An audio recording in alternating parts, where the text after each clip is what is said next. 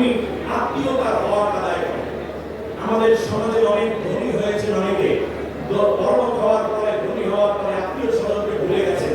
এইটা যেন না হয়। এটা নবীর আদর্শ হচ্ছে আত্মীয় স্বজনের সাথে সম্পর্ক রাখা। হাদিস কুদসির মধ্যে এসেছে, আল্লাহ তাআলা যখন সবকিছু সৃষ্টি করলেন, তখন যে রেহেম তথা মায়ের যেটা বাচ্চারা যেখানে আমরা বড় হয়েছি, সেইটা আল্লাহ তাআলা কবুল করে বললেন, আল্লাহ আমার ব্যাপারে তুমি কি বলো? আল্লাহ রাব্বুল আলামিন বললেন, তোমার ব্যাপারে কথা বলো, তোমার সাথে সম্পর্ক রাখবে, আমি আল্লাহ রাব্বুল আলামিন তার সাথে সম্পর্ক রাখবো। তোমার সাথে সম্পর্ক ছিন্ন করবে, আমি তার সাথে সম্পর্ক ছিন্ন করবো। অতএব আত্মীয়তার হক এটা নবীজির অন্যতম একটি সুন্নাহ, এবং এই আদর্শ যেন আমরা একত্রে ধারণ করতে পারি।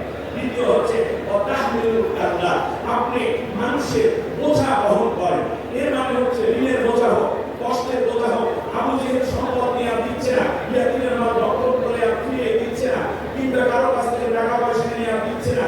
অন্যায়ভাবে হুমকি ধামকি মামলা হামলা করে করে যাদেরকে হেনস্থা করে দেয়, আপনি সেই মানুষগুলোকে উদ্ধার করার জন্য নিজের কাঁধে বোঝা নিয়ে নেন। ওই মানুষগুলোকে বলেন, কোনো চিন্তা করবে না, আমি সবকিছু দেখবো। এই কাজটা আপনি করেন। সম্মানিত ভাইরা, প্রসঙ্গ তো আজকে গভীর হচ্ছে। আল্লাহ নবী বলেছেন, ওই দুনিয়ায় যদি কেউ কারো ছোট্ট একটা বোঝা হালকা করে দেয়, আল্লাহ তাআলা কিয়ামতের দিন তার বড় একটি বোঝা হালকা করে দিবেন। অথচ বিগত সরকারে আমরা দেখেছি হাজার হাজার মানুষকে হত্যা করেছে। যেই বাবার সন্তানকে হত্যা করা হয়েছে, সন্তানের লাশ বাবার কাছে সবচেয়ে বড় বোঝা। ঠিক কিনা বলেন? শুধু তাই না, বিগত আন্দোলনে 24-এর এই আন্দোলনে এই পর্যন্ত 1638 জন শহীদের খবর আমাদের পর্যন্ত পৌঁছেছে। 6000-এর উপরে মানুষকে গুলি করে চক্ষু বন্ধ করা হয়েছে। এমনকি প্রায় 3800 মানুষকে, ছাত্রকে হাত এবং পা কাটা হয়েছে, তার গুলিবিদ্ধ তারা। এগুলো হচ্ছে এই সমাজের জন্য, প্রত্যেকটা পরিবারের জন্য বোঝা। কিন্তু মনে রাখতে হবে, এই বোঝা যিনি দিয়ে গেলেন তিনি নবীর উম্মত হতে পারেন না। অন্যের বোঝা হালকা করা নবীর সুন্নাত, অন্যের বোঝা অন্যকে বোঝা বানিয়ে দেয়া, এটা হচ্ছে আবু জেহেল, আবু লাহাব, কিংবা ফেরাউন এবং নমরুদের আমল। ঠিক না? সম্মানিত ভাইরা, শুধুমাত্র এই বোঝা আজকে যে সন্তানটি জন্ম নিয়েছে বাংলাদেশে, প্রত্যেকের ঘরে 1 লক্ষ টাকার বোঝা নিজের আত্মসাৎ করেছে। দুর্নীতি করে, ব্যাংক লুট করে, শেয়ার বাজার লুট করে জাতির ঘরে অর্থনীতির বোঝা তারা চাপিয়ে গেছে।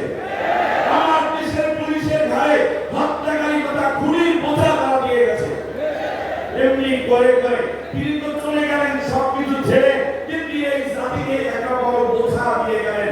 তার কারণ বিশ্ব দরবারে বাংলাদেশ যদি বোঝা মনে করে বাংলাদেশকে, তাহলে এটা হবে বড়ই দুঃখজনক। তার কারণ হচ্ছে আজকে তো কান্নার বোঝা, শোকের বোঝা, রক্তের বোঝা, নির্যাতনের বোঝা। বাংলাদেশ জামাত ইসলামী 17 নেতা কর্মীকে হত্যা করেছে। প্রত্যেকের নামে প্রায় মামলা, লক্ষ লক্ষ মামলা। একটা পরিবারের মামলা হলে অন্যরা, একজন জেলে গেলে অন্যরা ঘুমোতে পারে না টেনশনে। অতএব এইরকম বোঝা দিয়ে গেছে সেই ব্যক্তি কোনদিন কোন মুসলমানের নেতা হতে পারে না। আমি আওয়ামী লীগের ভাইদেরকে বলি, আপনারা এই খুনের পেছনে আর থাকেন না। বোঝা ফের জামানা আপনার নেই। যেদিন চলে গেছে সেই দিন আর ফিরে আসবে না। ঠিক কিনা বলেন? মনে রাখতে হবে, যদি ফিরে আসেন তাহলে তওবা করে ইসলামের দিকে আসেন, হয়তো আপনাদের কিছুটা আল্লাহ তাআলা মাফ করতে পারেন। আর বাংলাদেশে আমাদের জামাত বলেছেন আইনটার গতিতে চলবে, আমাদের ব্যক্তিগতভাবে আমরা সহনশীল থাকবো।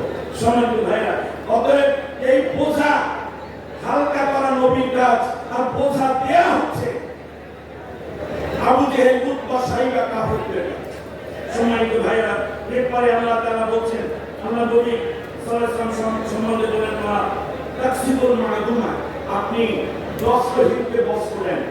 আজকে মনে করেন বাংলাদেশের মানবতার ফেরিওয়াল জামাত ইসলামী এবং বিশ্ব বরেণ্য নেতৃত্ব ইসলাম আন্দোলনের নেতা ডাক্তার